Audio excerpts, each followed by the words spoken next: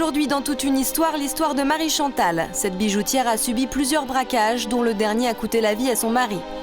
Ils nous ont fait coucher par terre, on a pris des coups de pied, et mon mari hurlait. Et à ce moment-là, il y a un des braqueurs qui a dit « Tais-toi ou je te flingue ». Et là, j'avais vraiment l'impression qu'on se vidait de notre sang. Et aussi l'histoire d'Émilie. À 15 ans, elle a vécu le traumatisme d'une prise d'otage avec sa famille. Je leur ai surtout dit que bien sûr que j'allais les conduire en haut, qu'il n'y avait pas de problème, mais qu'il ne fallait pas tirer sur ma mère au moment où ils ouvriraient la porte. Pendant 1h30, je ne savais pas du tout si mes enfants étaient vivants et vice-versa. Bonjour à tous, merci pour nos invités. Bonjour madame, mademoiselle, monsieur, bonjour et bienvenue dans toute une histoire.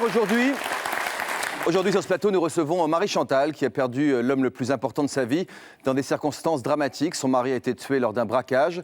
Elle nous racontera la violence de l'agression et les images qu'elle ne pourra jamais oublier. Nos autres invités d'aujourd'hui ont tous été victimes d'attaques à main armée et certains même chez eux, dans leur intimité, alors qu'ils se croyaient à l'abri. Comment garder son sang-froid face à des hommes armés et qui semblent incontrôlables? Comment se reconstruire après avoir vu la mort de très près? Voici pour débuter l'histoire de Marie Chantal. Marie Chantal a vécu avec Yves, son mari, une très belle histoire d'amour. Pendant 38 ans, ils ne se sont jamais quittés. Pour être toujours côte à côte, ils avaient même décidé de travailler en couple. Ils tenaient ensemble une bijouterie. Bon, on avait l'amour, les loisirs, le travail. On était, je veux dire, en parfaite symbiose. Je crois qu'il n'était pas possible de faire mieux. Même d'un regard, on se comprenait. La bijouterie est située en plein cœur de Paris. Nous avions eu un premier hold-up qui avait été terrible. Et de ce jour-là, j'ai toujours eu peur. Un deuxième braquage suit, puis un troisième le 11 avril 2001.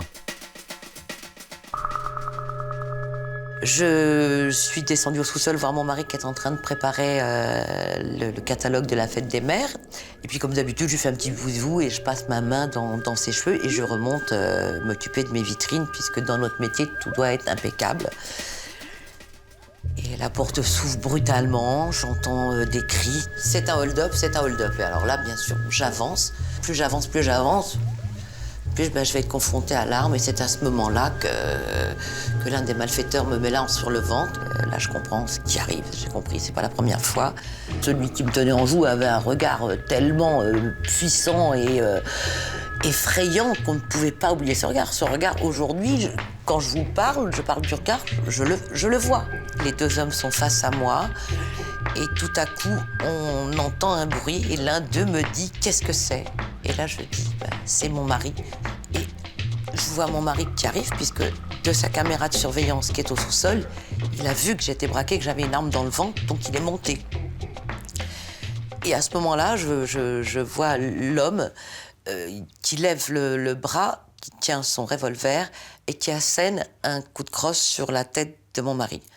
C'est le seul geste que j'ai vu. Après, j'entends des bruits, je ne sais pas du tout ce qui se passe. J'ai entendu le cri de mon mari qui était très fort, très puissant, et j'ai trouvé mon mari écroulé ici, exactement à cet endroit-là, par terre. Là, évidemment, je l'ai pris dans mes bras, c'était le premier réflexe. Je lui parle, je lui dis « dis-moi quelque chose », il ne peut rien dire. Son regard rencontre mon regard, et là, il me dit deux mots. Ces deux mots sont les plus beaux mots de ma vie, c'est les derniers. Et ceux-là, je les garde pour moi, je ne les dirai pas. Je crois que mon mari meurt dans mes bras parce que le sang coule de sa bouche. Là, je crois que c'est la fin. Bonjour Marie Chantal. Bonjour, monsieur Delarue. Qu'est-ce qui vous a fait dire que c'était la fin? Ce qui m'a fait dire que c'était la fin, c'est quand même de voir le sang couler de la bouche et sa tête qui tombe sur mon bras. Au moment où il vous a dit ces fameux deux mots? Il m'a dit ces fameux deux mots. C'est pas ces trois mots? Deux. C'est deux mots d'amour, c'est tout ce que je peux vous dire. C'est un secret, je partirai avec ce secret d'amour. Pourquoi ne pas en parler, même pas à vos proches, ni rien de... C'est entre vous deux? Parce que c'est entre nous deux. Même pas à vos enfants? Non, même pas. Non. C'est un secret à nous. J'irai le retrouver avec ce secret. Vous êtes croyante? C'est une belle preuve d'amour, je trouve. Vous êtes croyante? Bien sûr. Oui. Vous aviez déjà subi un hold-up dans cette bijouterie? C'était le troisième. Le troisième? Oui. Vous avez été impressionné par les deux premiers? Alors, le premier, c'est celui qui a été pour moi le plus terrible, parce que ces hommes étaient très virulents. bruyant, menaçant. Il criait. Ils nous ont fait coucher par terre. On a eu des coups de pied. Et mon mari hurlait. Et à ce moment-là, il y a un des braqueurs qui a dit, je vais le dire comme ça, hein, tais-toi ou je te flingue. Et là, j'ai eu la présence d'esprit de mettre ma main sur la bouche de mon mari pour qu'il arrête de crier quelque part. Parce que Et là, j'avais vraiment l'impression qu'on se vidait de notre sang. Alors, on n'a pas été tués, bien sûr, merci, mais c'est un traumatisme à vie. Le premier. Le premier. Et de ce jour-là, je n'ai pas pu donner de troisième enfant à mon mari. Donc, j'en ai gardé des séquelles énormes. Le deuxième était aussi brutal, en termes de violence, en termes de choc psychologique? Le deuxième, je n'étais pas avec lui. Je l'ai vu sur la caméra de surveillance que j'avais dans l'appartement à l'époque, quand je faisais ce métier. Vous habitez au-dessus? Voilà, à l'époque, j'habitais au-dessus. Et donc, je suis descendue. Et quand j'ai vu mon mari debout, je l'ai pris dans mes bras et je lui ai demandé qu'on arrête ce métier de... Ah oui, ça ne vous a pas blindé? Ça faisait des années que je voulais arrêter ce métier. Et je lui disais, j'ai essayé d'être convaincante, mais... Mon mari était un monsieur qui avait des qualités inébranlables. On ne pouvait pas le faire changer d'avis. Je pense que c'est son entêtement, malheureusement, qui l'a tué. Parfois, je me fais le reproche de lui avoir... Ça veut dire quoi, madame? Ça veut dire qu'il ne faut plus avoir de bijouterie Ah, pour moi, non, c'est fini. Pour moi, c'est fini. Je me fais le reproche de lui avoir laissé guider ma vie, en fin de compte d'avoir été le metteur en scène de notre vie quelque part. Et j'aurais dû prendre les rênes, moi, de temps en temps. Mais comme c'était un homme plus fort que moi j'étais quelqu'un de faible, de fragile. Mais c'est pas l'entêtement qui l'a tué, vous le savez bien. Non, c'est pas l'entêtement, mais je lui demandais. Je lui demandais qu'on arrête ce métier. Je lui disais, c'était pas la première fois parce que c'est le troisième hold-up quand même. Je lui demandais qu'on cesse ce métier de façon à ce qu'on puisse finir nos jours ensemble. Donc moi aujourd'hui, je suis seule, je suis mon propre guide. Bon, il est quelque part, bien sûr, puisque je sais qu'il est près de moi, mais il n'est pas palpable. Qu'est-ce qui s'est passé ce jour-là pour que ça tourne mal? Alors, ce qui s'est passé ce jour-là, qui tourne mal, je ne sais pas, mais enfin, il paraît que nous étions surveillés depuis plusieurs semaines, puisque j'ai appris tout ça par le capitaine de la BRB. Et je pense que ces hommes qui sont rentrés étaient déjà très déterminés, de par leur regard qui est inoubliable. Oui, vous avez été marqué par leur regard. Ah, le regard, c'est terrible, ce regard de fou, d'homme déterminé. Et pourtant, je suis restée calme. Et je ne sais pas pourquoi. Ils sont masqués? Du tout. Et ça, c'est dommage. C'est pour ça que j'ai fait des portraits robots et que j'ai reconnu ces hommes. C'est dommage pour eux? Pour eux. Ou c'est dommage pour vous? Non, pour moi, c'est une chance. Quand on voit des hommes arriver qui ne sont pas masqués, on se dit qu'ils peuvent aller jusqu'au bout, non? Je ne sais pas, moi, c'est ce que je me dirais. Moi, c'est leur regard. C'est leur regard qui m'a terrifiée. Et je ne sais même pas comment j'ai pu faire pour avancer, aller vers eux. Mon horloger s'apprêtait à descendre. Ils l'ont fait remonter avec une arme dans le ventre. Moi, ils m'ont mis une arme dans le ventre. Comment vous avez réagi? On ne réagit pas, Jean-Luc. Pardon, monsieur Jean-Luc, ça va très bien. Excusez-moi. Et on ne réagit pas, on est dans un état second. Il me braque son arme dans le ventre, il me donne un coup de pied, il m'arrache mes clés. Ça va très vite. Et à ce moment-là, mon mari qui est en bas, qui voit sur la caméra de surveillance que je suis braquée, il monte. Et c'est l'erreur. Pour protéger... Il n'aurait pas dû monter. Mais je crois que après coup, si moi j'avais été à sa place, je serais montée aussi. Oui, c'est ça. Ce que vous appelez cet état second, en fait, est-ce que c'est pas du courage, tout simplement? À savoir le fait de se détacher un peu de la situation pour essayer de la voir avec le recul suffisant? Je sais pas. Pour moi, c'est pas du courage parce que je sens comme si on m'avait anesthésiée quelque part. J'ai l'impression que mes gestes, je sais pas pourquoi, j'appuie sur l'alarme insonore pratiquement au début.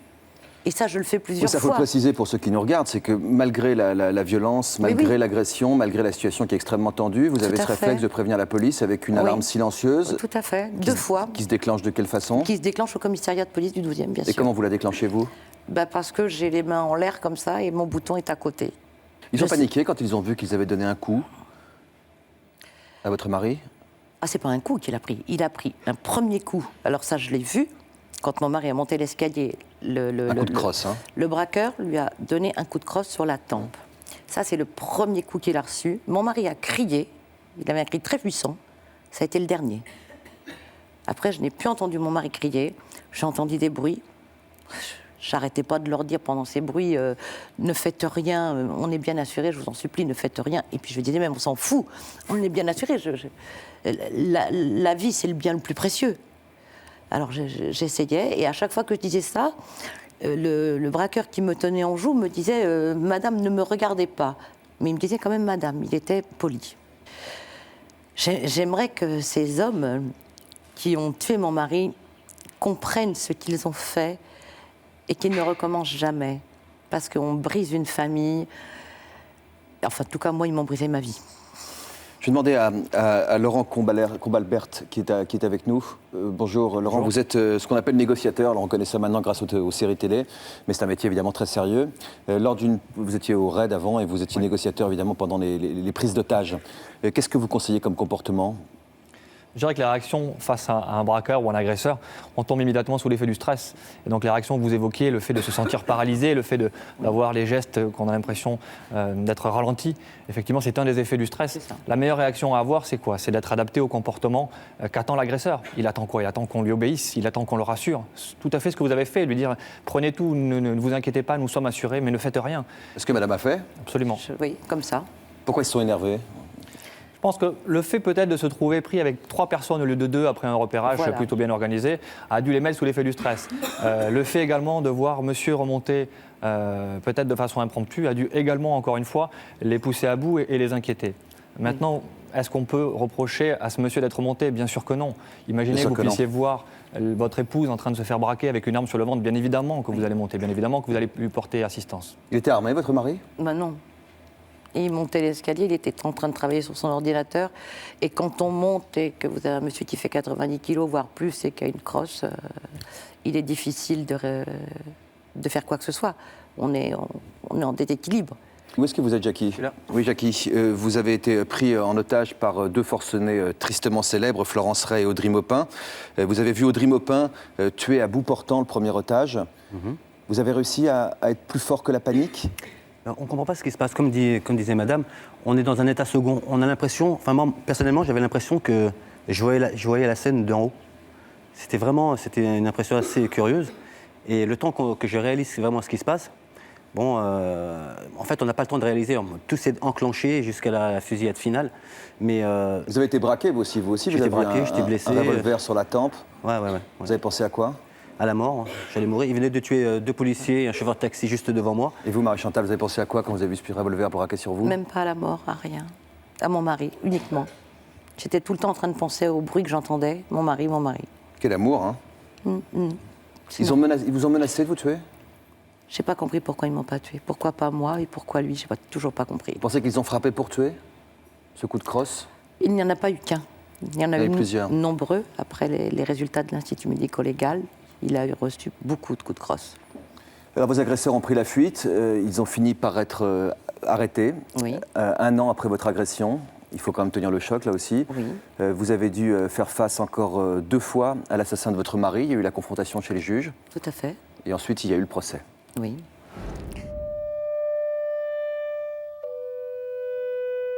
Je l'attends, je le cherche. Quand je rentre le soir ici, non seulement je crois qu'il va arriver une demi-heure après, qu'on va sonner à la porte, on sonne pas. Et moi, je crois aussi qu'à chaque instant, que je vais le découvrir, que je vais ouvrir une porte qui va être là, qu'en fin de compte, que c'est un cauchemar, parce que on ne peut pas relativiser les choses. C'est trop brutal, c'est trop rapide.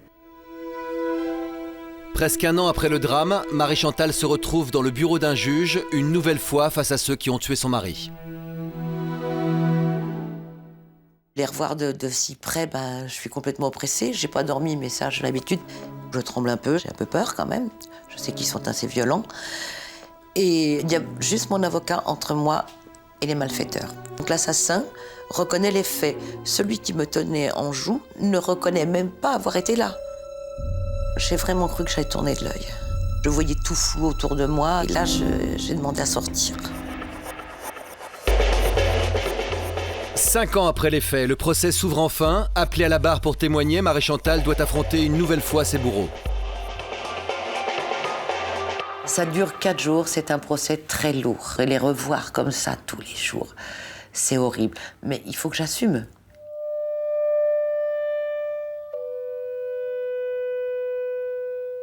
En plus, ils sont là devant moi et je ne veux surtout pas qu'ils me voient pleurer. Je ne veux pas.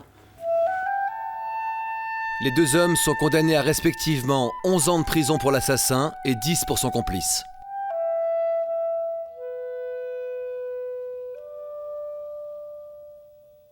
J'ai vécu une histoire d'amour magnifique. Et c'est toujours pour lui que j'avance.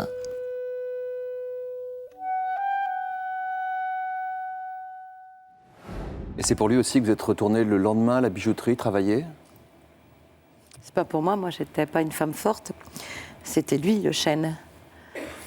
Et moi, il a fallu qu'avec tous les affres de la vie, que je devienne un arbre presque aussi fort que lui, parce que il est mon modèle. Je voudrais être comme lui. J'essaye. C'est les images qui m'ont un petit peu... Alors, il faut se remettre de l'agression, et de cette agression mortelle en l'occurrence. Il faut se remettre de la première confrontation chez les juges. Il faut se remettre du procès. Quel souvenir vous gardez de la confrontation? La confrontation, ça a été un moment très difficile. Très, très difficile chez la juge. Et parce que de les revoir comme ça, à côté de moi, il y a juste mon avocat entre nous. J'essaye de rester maître, mais à ce moment-là, je crois que c'est plus moi. Je crois que j'essaye encore d'être mon mari, pour rester calme. Parce qu'il faut que je sois calme, il ne faut surtout pas que je leur montre. Et surtout, ces hommes essayent de me déstabiliser, parce qu'ils deviennent même insolents. Il nie les faits? Il nie les faits, il me traite de folle. Il y a eu d'autres mots que j'ai occultés, parce que je ne veux pas les garder. J'essaye de rentrer toujours dans le positif, parce que c'est plus simple pour faire ma vie. Il n'y a que comme ça qu'on peut s'en sortir, surtout. Hein. Il n'y a que comme ça que je peux m'en sortir. Et puis moi, je veux que mon mari, d'où il est, il soit fier de moi, quoi. Vous avez réussi à tenir le choc face à eux? Alors, j'ai réussi à tenir le choc, bien sûr. Bien sûr que j'ai réussi à tenir le choc. J'ai même eu les compliments de la juge. Voilà. Et donc, vous avez reconnu formellement ces personnes? J'ai reconnu. Ah oui, bien sûr. Ah, non, on ne peut pas se tromper. On ne peut pas se tromper. J'avais une mémoire visuelle excellente. Excellente. Le portrait robot a été fait, c'est pratiquement une photo. Même l'assassin, lors du procès, a reconnu que le portrait robot lui ressemblait formellement. Émilie, vous aussi, vous avez dû identifier la personne qui vous avait agressé, oui. Les personnes qui vous ont agressé. Oui, ça a été un moment qui ressemblait à quoi pour vous? Ça a été un moment difficile de se retrouver à nouveau devant la personne qui nous a agressés. Et j'ai eu la chance d'arriver à faire mettre une vitre teintée entre moi et l'agresseur. Mais ça a été très dur. Vous avez été prise en otage chez vous, ce qui est une autre forme d'agression, qui est, j'allais dire, encore plus terrible. Je ne pense pas qu'il y ait d'hierarchie dans ces agressions, évidemment que non. Non, il n'y a pas d'échelle, non. En tout cas, vous en gardez un sacré souvenir. Vous aviez 15 ans à l'époque, vous nous raconterez ça dans un instant. Le procès a eu lieu 5 ans après le drame. C'est-à-dire que les agresseurs ont été retrouvés 1 an après, le procès a eu lieu 5 ans après. Ça veut dire qu'on essaye de faire son deuil d'une histoire comme celle-ci. Si j'ose dire, on essaye de passer à autre chose, en tout cas de positiver. C'est une façon de... C'est un peu banal de dire les choses, mais il faut que la vie continue. C'est tout à fait. Ce que vous dites, faire son deuil, on me l'a dit je ne sais combien de fois. Moi, je vous réponds de ce que je réponds habituellement. Mon deuil, je le ferai que lorsque je serai à côté de mon mari. On ne peut jamais faire le deuil de l'homme qu'on aime. Le meurtrier de votre mari a été condamné à quelle peine? Le meurtrier de mon mari a été condamné à 11 ans. Et son compagnon à 10 ans. Je trouve qu'il y a un déséquilibre entre ces deux peines, parce que le second n'a pas tué quand même. Et le premier, vous avez semblé celui qui a tué, vous semblait plus dangereux? Tout aussi dangereux. Tout aussi fou. Alors, dans un instant, nous écouterons et nous dialoguerons avec Emmanuel, qui est un ex-braqueur repenti pendant cette émission. Je suis certain que son témoignage vous fera réagir. Mais d'abord, on va écouter l'histoire d'Émilie et de sa famille. D'accord. C'est une histoire qui est arrivée donc, en famille. Toute la famille a été prise en otage à la maison, chez eux. À l'époque, ils habitaient au Brésil. On dit que c'était quelque chose de très courant là-bas et qui se développe chez nous. 2 heures en enfer. Moi, je suis partie 2 ans au Brésil avec ma famille par rapport au travail de mon père. Le 6 mai 2003, je suis descendue pour partir à l'école avec mon frère et ma sœur. Et là, il y avait 4 hommes en fait, qui nous attendaient en bas, armés, avec les autres personnes de l'immeuble au sol. Il m'a fallu quelques instants pour comprendre ce qui se passait.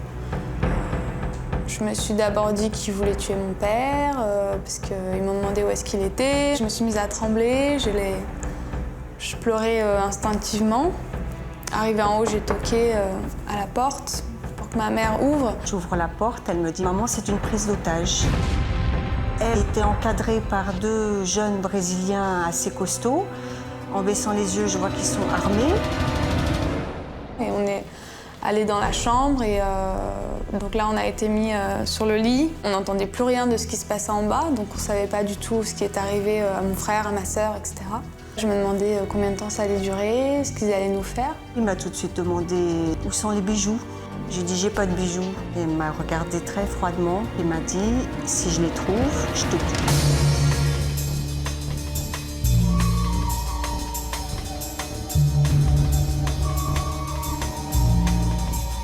Pendant 1h30, ils ont fait le tour de tout ce qu'ils voulaient rechercher, jusqu'au moment où ils m'ont pris, moi, pour descendre à la voiture, charger les quelque chose qu'ils nous ont volé. En ouvrant la voiture, l'alarme s'est mise en marche et ils ont paniqué, quoi. Ils se sont dit maintenant, faut qu'on se tire et ils nous ont tous mis dans une chambre, les mains sur la tête, sans avoir le droit de bouger, de parler. Et ils nous ont laissé un délai de 20 minutes avant de pouvoir bouger, d'appeler qui que ce soit. Au bout d'un moment, j'ai entendu notre voiture partir. Je me suis dit c'est bon. J'ai commencé à appeler doucement, j'ai commencé à appeler de plus en plus fort et j'avais plus aucune réponse. Là, ça a été vraiment très difficile à vivre pour moi parce que j'ai pensé qu'ils avaient liquidé tout le monde sauf nous, quoi. J'ai fini par hurler et ma fille de l'autre bout du couloir m'a répondu en disant « Mais ne t'affole pas, j'arrive, sois calme, j'ouvre la porte ». Et on s'est retrouvés, on est restés embrassés longtemps. Est-ce que vous voyez Marie ce qui est arrivé à Marie-Chantal? Vous dites que vous avez eu de la chance ce jour-là? On a eu beaucoup de chance. Vraiment beaucoup de chance. Je crois qu'on peut même pas réaliser définitivement la chance qu'on a eue.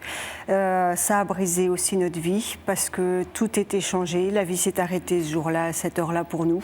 Et la vie doit continuer pourtant? Et la vie doit continuer parce qu'on avait 4 enfants et qu'ils ont toute leur vie devant eux et qu'on essaye d'en faire une leçon de vie.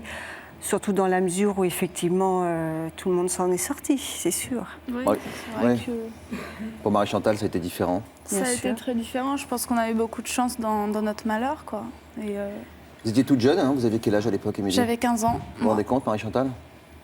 C'est du courage, c'est du sang-froid, selon vous? Qu'est-ce que c'est? Je pense que c'est du courage et du sang-froid. Je pense qu'elle a eu les deux, cette jeune fille. Comment vous avez réagi, Marie, quand votre fille vous a dit c'est une prise d'otage? J'ai repoussé la porte. Je voulais éviter ça, bien sûr. C'est le réflexe naturel, je pense. Elle m'a pardonné. Mais après, j'ai rouvert la porte. Vous avez repoussé la porte? Elle était à la porte dehors avec des hommes armés. Moi, j'ai repoussé la porte. Je voulais me protéger. C'est le réflexe le plus naturel du monde. Malgré votre fille de l'autre côté de la porte? Bien sûr, oui, ça a duré deux centièmes de seconde, mais j'ai eu très peur, moi aussi. Ça a duré une fraction de seconde. Mais j'avais aussi 2 enfants en bas. Comment vous avez fait pour ne pas céder à la panique, pour reprendre vos esprits? Et pas de panique. À partir du moment où ça atteint le cerveau, on se dit, bon, on a été préparé, on connaissait le risque. C'est maintenant, c'est tombé sur nous, on ne va pas y échapper.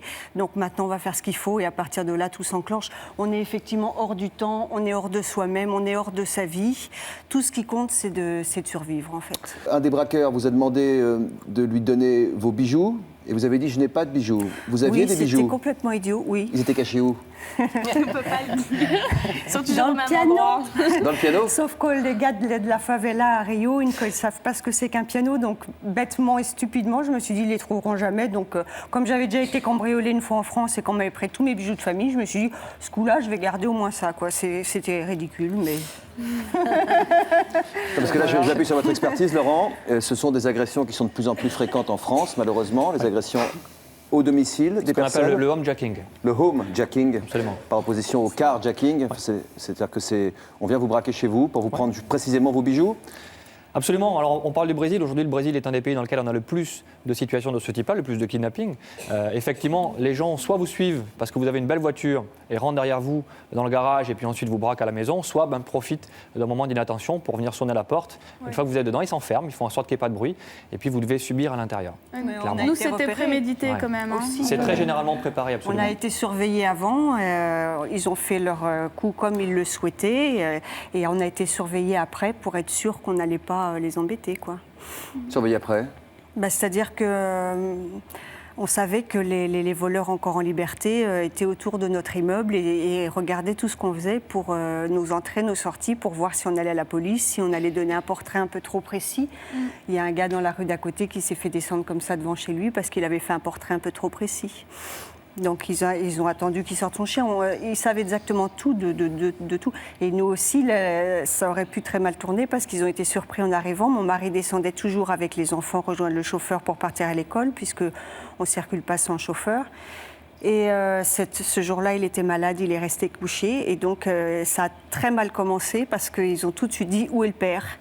Et donc, c'est là que j'ai cru c'est là qu'ils ont pris ma fille en disant puisqu'il n'y a pas le père, on va s'en prendre à la fille, qui l'ont fait monter et qui nous ont fait prouver qu'effectivement il était bien couché et qu'on allait le garder couché tout le temps de l'intervention. Parce que c'était pas prévu comme ça, quoi. Donc tout était prévu, sauf ça. J'ai cru qu'ils voulaient tuer mon père, quoi, pendant 2 secondes, qu'ils étaient là pour ça, que c'était après mon père qu'ils en voulaient. Et moi, je m'en suis longtemps voulu de les avoir amenés jusqu'à la porte, en fait, quoi. La suite dans un instant. Voilà ce qui nous attend dans la suite de notre émission d'aujourd'hui. Tout de suite dans Toute une histoire, l'histoire de Jackie. Pris en otage par Florence Ray et Audrey Maupin, il a échappé de peu à la mort. Il m'a mis le pistolet sur la tempe. Il m'a dit roule, roule, je viens de buter 2 flics. Donc course-poursuite avec la police. Florence Ray était derrière avec le fusil à pompe. Elle avait cassé la lunette arrière. C'était comme une diligence et les Apaches derrière, pareil. Et ça tirait, ça tirait, ça tirait.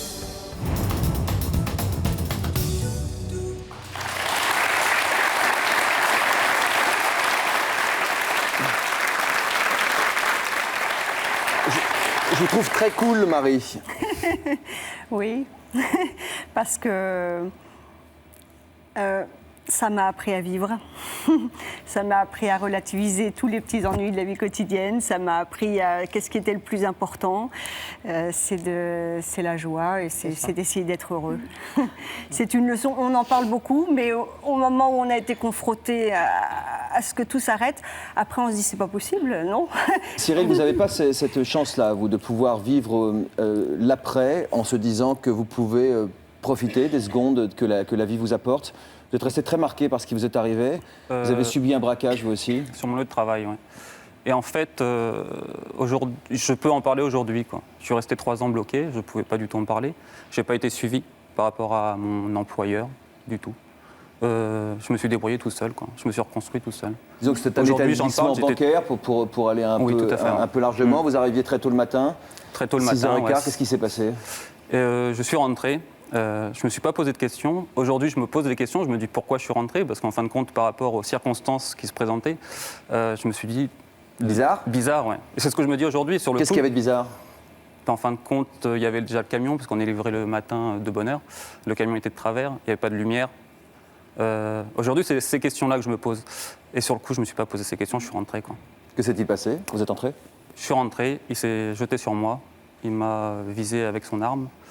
Ce que je me rappelle, justement, c'est le trou du canon, quoi, que j'avais en face de moi. Je n'y ai pas cru.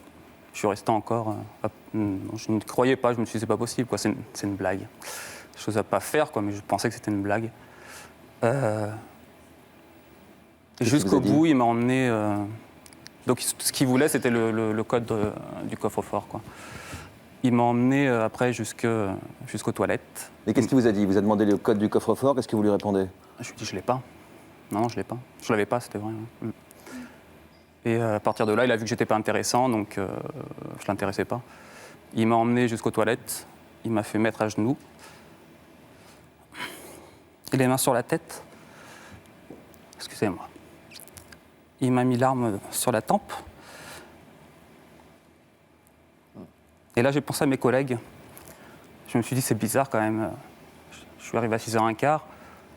On arrive habituellement à 6h et on a l'habitude de boire le café tous ensemble. J'ai pensé à mes collègues, je me suis dit, c'est bizarre, où ils sont. Je n'entendais pas un bruit. Je me suis dit, ils étaient 3 en fait. Il y en avait un avec un fusil à pompe et donc avec celui-là que j'ai eu affaire, c'était avec son arme. Je me suis dit, il les a éliminés au fur et à mesure.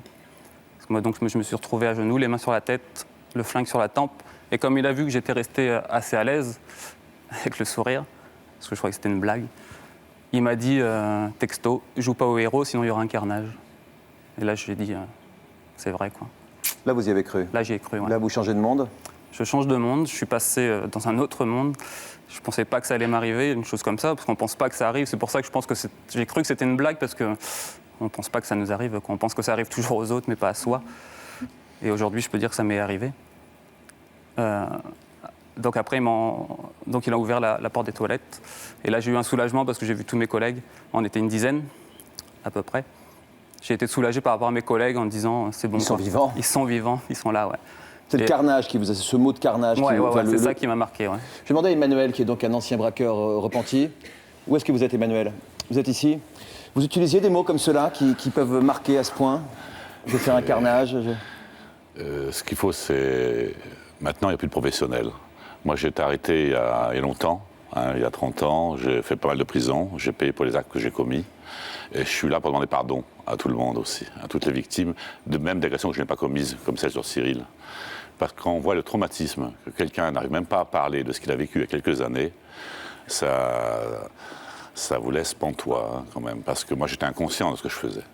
J'ai agi pendant quelques années, pendant 2-3 ans, seul et avec d'autres, en menaçant des gens d'une arme réelle, sans me rendre compte des dégâts et du danger terrible, psychologique, Comment on peut ne pas se rendre compte qu'une arme, c'est dangereux? C'est l'aveuglement. C'est l'aveuglement parce qu'il y a une telle décharge d'adrénaline, et là, Laurent, le négociateur, sera peut-être d'accord avec moi, l'adrénaline est une vraie came. C'est-à-dire que quand vous avez goûté, vous soulevez quelques millions en 2 minutes, en 100 secondes, que ce soit dans une banque, une poste ou des bijouteries, j'ai commis ce genre d'acte aussi, malheureusement, et on y prend goût.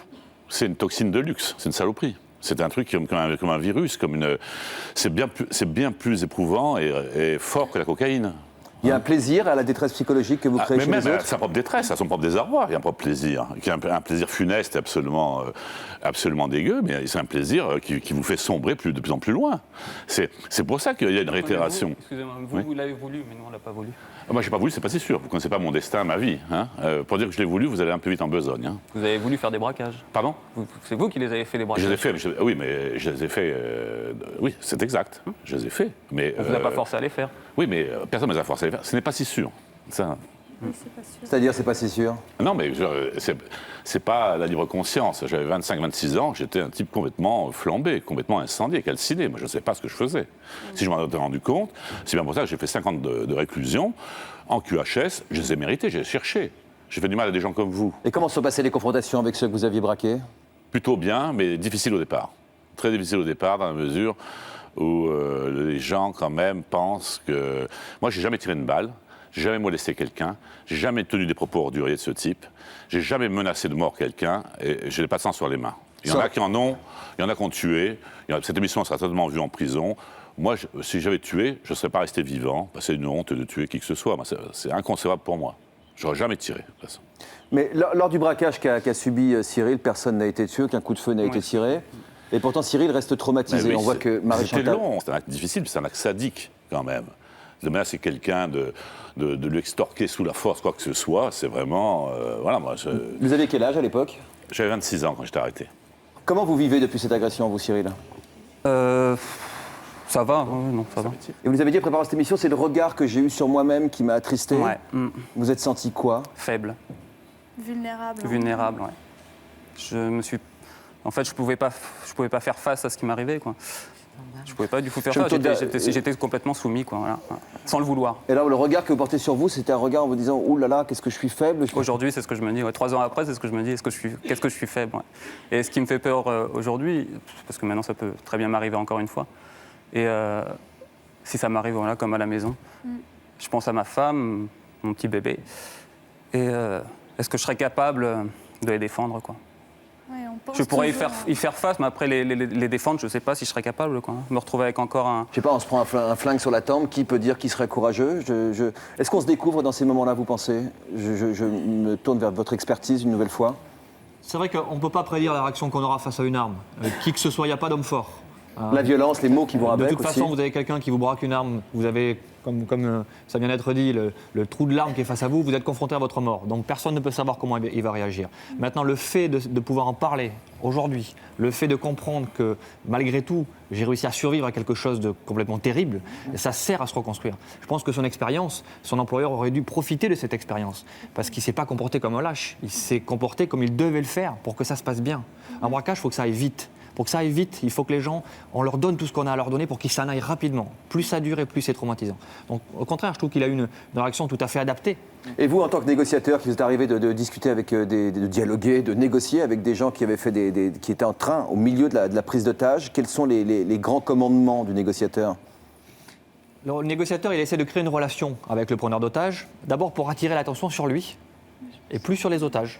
Et puis surtout pour faire en sorte qu'on puisse ramener le preneur d'otages à la raison, lui faire comprendre qu'il n'est pas encore passé à l'acte, il ne fait que séquestrer des personnes pour l'instant, il n'y a pas eu mort, et donc on peut encore faire quelque chose. Là où c'est plus compliqué, c'est quand on a des otages qui ont des comportements inadaptés parce qu'ils ont le sentiment d'irréalité, et certains vont même jusqu'à sauter sur l'agresseur. On a des comportements inverses qui sont le syndrome de Stockholm, où les gens prennent fait et cause pour l'agresseur. Ça, pour nous, en négociation... Le syndrome de Londres? Le syndrome de Londres, c'est l'inverse. Le syndrome de Stockholm, c'est quand tout d'un coup, on se prend d'affection pour son agresseur et on a envie de le défendre. Et le syndrome de Londres, c'est l'effet inverse. C'est un syndrome qui est apparu à Londres en 1980 sur une prise d'otage à l'ambassade d'Iran, où un diplomate s'est trouvé tellement persuadé que son statut diplomatique le protégeait, donc il s'est senti invulnérable et il s'est confronté au preneur d'otage physiquement, il a été abattu. Eh bien, dans toute cette palette de comportements, il y a des comportements qui sont des comportements adaptés pour nous, qui sont ce que vous avez évoqué tous, qui sont j'ai peur, je suis complètement sous le stress, j'ai l'impression que je vis quelque chose d'irréel, mais en tout cas, je fais ce qu'on me demande, je calme mes agresseurs et j'ai un comportement adapté. C'est-à-dire concrètement, parce que ça me paraît quand même assez abstrait, c'est-à-dire on fait ce qu'on nous demande. On fait ce qu'on nous demande. Vous n'avez pas le contrôle sur la situation. La seule chose sur laquelle vous avez le contrôle, c'est vous.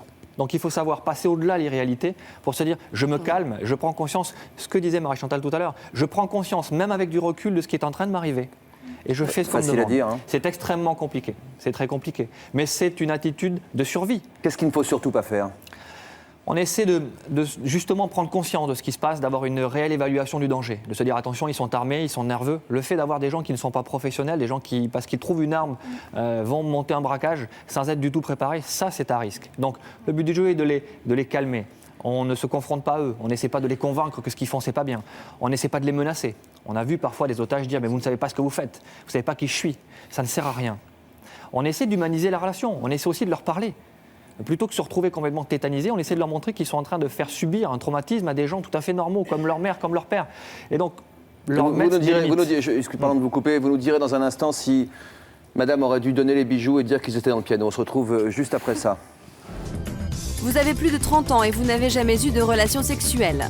Chez vous, c'est votre chien qui fait la loi. Vous touchez le SMIC et vous ne vous en sortez pas.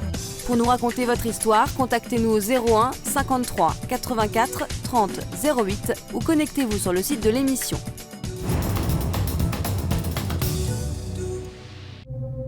Prochainement dans Toute une histoire, des histoires de longs voyages étranges appelées comas. Dans mon coma, je me suis retrouvé, entre autres, dans une des tours du World Trade Center. Pendant mon coma, j'ai vécu un accouchement. Je me lève dans une autre vie, quoi, où en fait, j'ai une femme et puis j'ai un fils. En 15 jours, vous auriez vécu 5 années. Ouais. Et aussi des histoires de mémoire oubliées. Son plaisir à lui, c'est de parler du passé. Il n'y a que ça qui... Quand il était avec ses copains, quand il était à l'école, les bêtises qu'il faisait. Est-ce que tu te souviens, Pascal, quand on s'est rencontrés? Comment ça s'est passé? Pas du tout. J'ai plus de mémoire vive. Mais de moi, vous vous souvenez? Bah si, mais attends, vous êtes très connu, monsieur Delarue. Ah bon. Je crois que tout le monde est d'accord avec moi.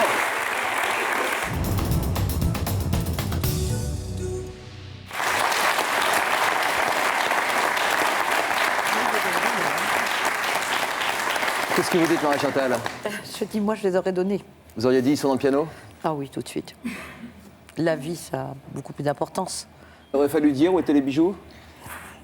C'est vrai que la vie n'a pas de prix, donc est-ce que quelques bijoux peuvent justifier le fait qu'on les cache maintenant? C'est aussi une réaction qu'on ne peut pas contrôler. Et quand on est face à ça, c'est aussi un petit peu le contrôle qu'on a envie de garder, de se dire je donne pas tout. C'est injuste de se faire agresser, de se faire prendre en otage. Oui. Et de dire ça, vous ne l'aurez pas. Voilà. On va interroger maintenant Jackie. Je pense que tout le monde se souvient de ce fait divers. Jackie a été pris en otage dans un fait divers dont tout le monde a beaucoup parlé, et qui vous poursuit encore aujourd'hui et dont vous venez essayer de vous délivrer aussi d'une certaine manière. On appelait ça la tuerie de la nation, avec Florence Ray et Audrey Maupin, deux preneurs d'otages qui obligeaient Jackie à les conduire au milieu des tirs de la police. Enfin, ça tirait dans tous les sens. Et vous avez vu quelqu'un mourir juste sous vos yeux. Regardez.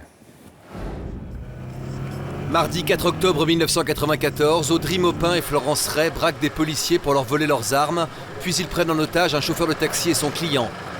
Place de la Nation, le taxi percute volontairement une voiture de police pour donner l'alerte. Une fusillade commence. Maupin tue le chauffeur de taxi et deux policiers. La virée meurtrière continue. Le couple prend alors en otage Jackie Ben-Simon, qui passait par là au volant d'une R5. Avec ce nouvel otage, il croise deux motards de la police. Nouveau coup de feu et la liste des victimes s'allonge. Après 3 heures de poursuite, la brigade anticriminalité met fin à leur cavalcade. Bilan de la soirée, 2 prises d'otages, 7 blessés et 4 morts. 5 en comptant aussi Maupin, l'un des deux braqueurs. Comment vous avez été pris dans cette histoire? Tout à fait par hasard.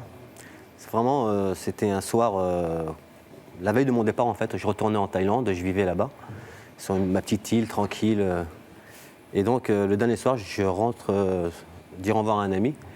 Et sur le trajet, je suis tombé sur une voiture de police qui était là, juste devant moi, au feu rouge. On attendait le feu vert. Et une fois que le feu s'est mis au vert, la voiture de police a commencé à s'avancer. Et une autre voiture, une 205, une 405, est venue percuter la voiture de police.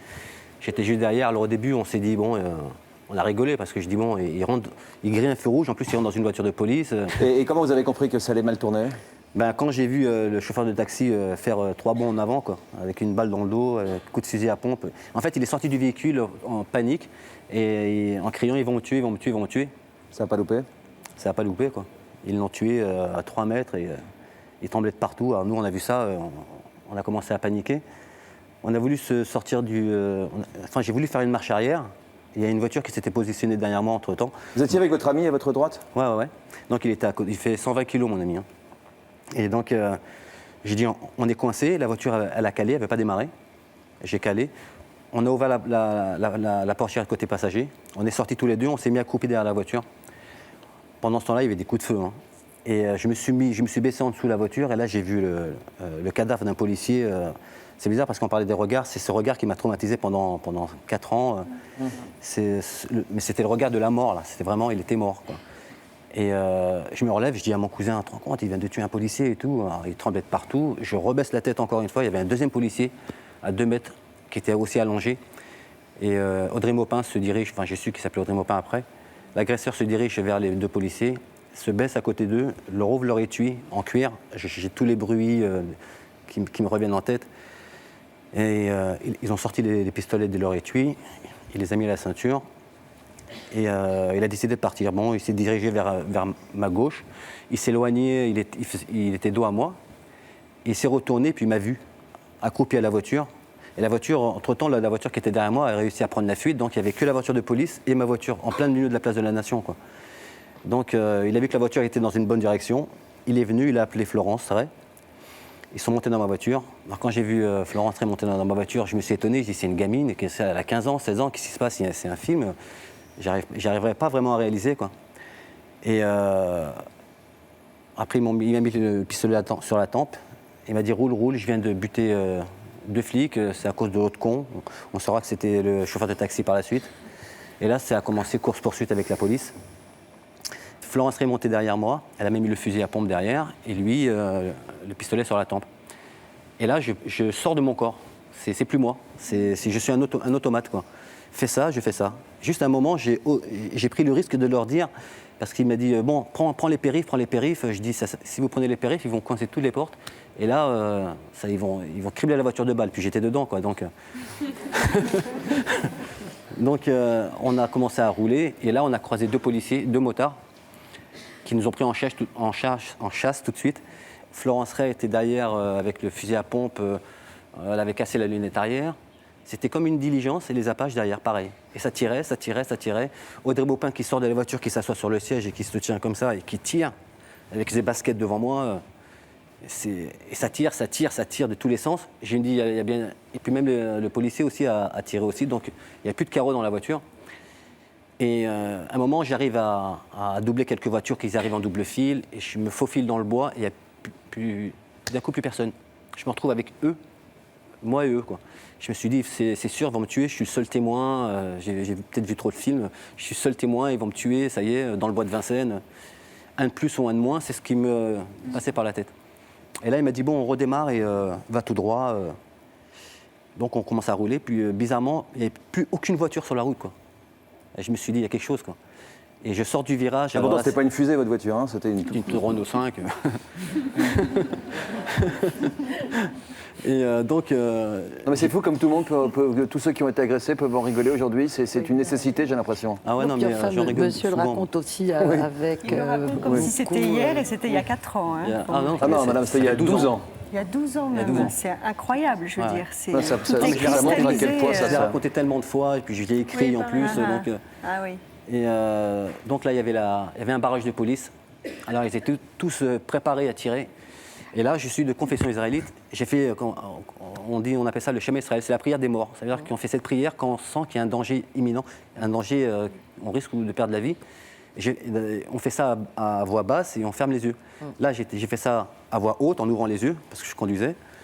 Et je me suis dit, je vais rentrer dans la voiture de police, parce que Florence Ray, qui a mis son fusil à pompe derrière moi, m'a dit, si tu t'arrêtes, je te bute. Je dis, ah, c'est ce qu'il ne fallait pas dire, quoi.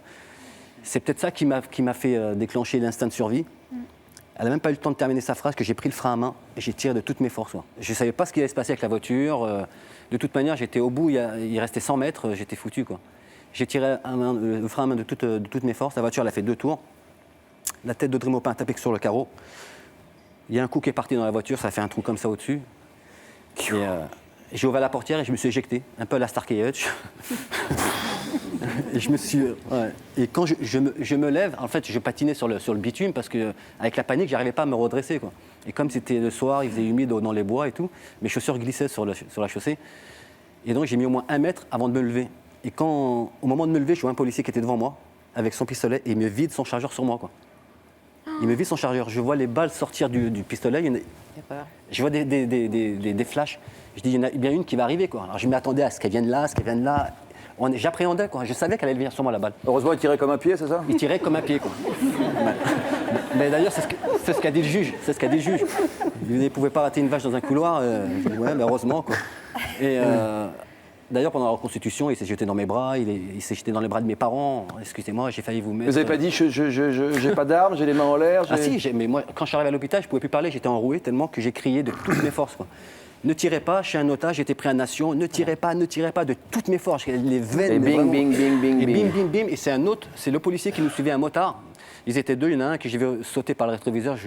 Vraiment, il a reçu une balle en pleine visière. C'est une image qui me restera à vie, quoi. Je vois la moto faire des grandes traînées, j'ai encore des scènes dans ma tête qui s'éclatent contre un arbre. Et puis moi j'ai continué. Donc. Les policiers qui vous poursuivaient ont été courageux aussi. Enfin, je veux dire, il y a un mélange de courage et encore. J'ai envie de dire, eux, c'est leur métier, vous, c'est pas le vôtre. Vous arrivez à comprendre comment vous avez. Non, mais moi, bien sûr, non. Mais vous arrivez à comprendre comment vous avez réagi, vous? Non. Oui, c'est ça. Ah non. Oui, c'est ce que disait notre camarade policier tout à l'heure, c'est qu'on se découvre dans ces moments-là, comme on dit parfois aussi, qu'on découvre la vraie nature d'une personne au moment où elle va mourir, parce que c'est le moment de vérité. Il y a beaucoup de points communs en fait entre les histoires, bien qu'elles soient très différentes et aux conséquences aussi très différentes. Le fait que monsieur ait pensé à ses collègues, ma mère pensait à ses enfants, madame pensait à son mari, le fait de sortir de soi et de voir la situation sous le coup de la panique, la prise de courage, ou pas d'ailleurs. Elle est pour les autres. La différence avec les différentes histoires qu'il y a ici, c'est que toutes les victimes qui sont là, c'est des choses qui ont été préméditées, quoi. Ils ont été préparés minutieusement, peut-être, les heures de sortie, tout ça. Là, la première partie était préméditée jusqu'au braquage de Pantin. Mais après, c'était pas du tout prévu, quoi. Le chauffeur de taxi qui rentre dans une voiture de police, il ne pouvait pas le prévoir. Donc, ils étaient très vulnérables, quoi. J'avais peur de leur réaction, quoi.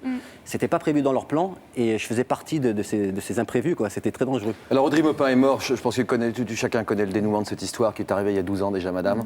Florence Ray sortira bientôt de prison? Très bientôt. Et vous avez envie de la rencontrer pour lui poser une question, laquelle? Ouais, est-ce qu'elle aurait appuyé sur la gâchette pour me tuer, quoi?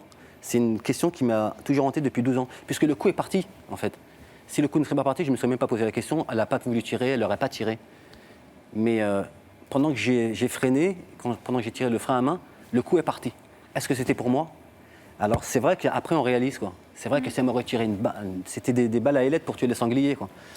Si elle aurait tiré... La question que vous voulez lui poser, c'est... Est-ce que tu aurais tiré, quoi? Est-ce que tu es vraiment meurtrière? Est-ce que vraiment avant, on les appelait, à l'époque, on les appelait le couple tueur-né. Ils faisaient rapport un peu au film. Natural Born Killers, ouais, c'est ça. Un film donc, de ils ont fait beaucoup de rapprochements. Ça a fait même un petit scandale avec ça, avec Oliver Stone et tout ça, qui a été interviewé. Mais c'est la question que je voulais poser. Est-ce que vraiment elle avait envie de tuer, quoi? C'est la question que je me pose, moi aussi. Ouais. Est-ce qu'il aurait tiré? Ouais. Et ça travaille beaucoup la tête. Ça travaille beaucoup après. Hein, après, bien sûr, sur le moment, sur le coup, content, il n'a pas tiré. Mais après, c'est vrai que pendant les mois... Qu'est-ce qui se serait passé si voilà. ou, tous ces si et tous ces si et tous ces si m'ont fait développer une dépression post-traumatique sévère, quoi, pendant 3 ans, mais vraiment, c'est le haut du summum de la dépression, quoi. Là, je suis content, j'en suis sorti, je suis heureux, grâce à mon livre d'ailleurs, qui m'a fait extérioriser tout ça. Mais... Vous trouverez tous les coordonnées des récits de nos invités sur Internet. Merci à tous d'avoir été avec nous et à la prochaine fois.